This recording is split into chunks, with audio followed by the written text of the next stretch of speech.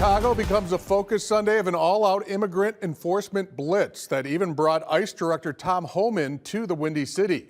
Today's action by ICE included several federal agencies that have been granted additional authorities to arrest undocumented immigrants. Homeland Security leaders call the multi-day operation a mobilization for public safety and is the start of a larger nationwide effort to secure the border, stop the invasion, and make America safe again.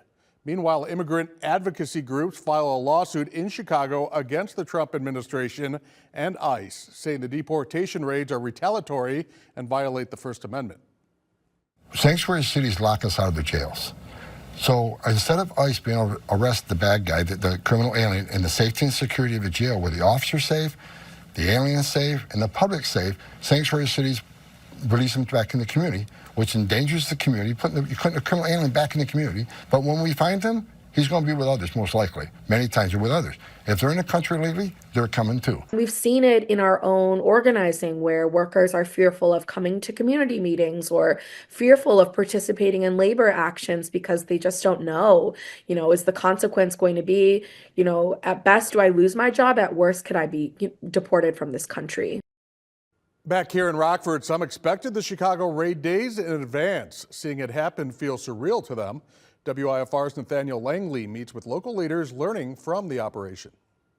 The guys and gals that are working with ICE are going after the worst of the worst. Less than 100 miles away, one local lawmaker salutes the targeted immigration operation in Chicago.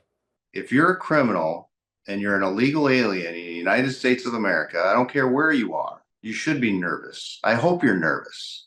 Cabello comes from law enforcement. To him, the raid is the government's responsibility. You will uphold the Constitution of the United States of America. You can't pick and choose what you want to do. Immigration attorneys knew the operation is part of President Donald Trump's agenda. We have to have legal immigration. There's going to be, waves of all kinds that are going to affect our practice and immigration law. Hoffman understands arrests and deportations happen, but seeing them like this doesn't compare to previous presidents. It was done in a more precise manner than what is happening now under the Trump administration. The path forward for the attorney is immigration reform. The fact that we haven't been able to get that in over 20 years, I think reflects poorly on us as a country. Others argue this is the law, working as it should. We have a job to do. That job is to protect citizens of the United States, protect citizens of the state of Illinois. In Rockford, Nathaniel Langley, WIFR News.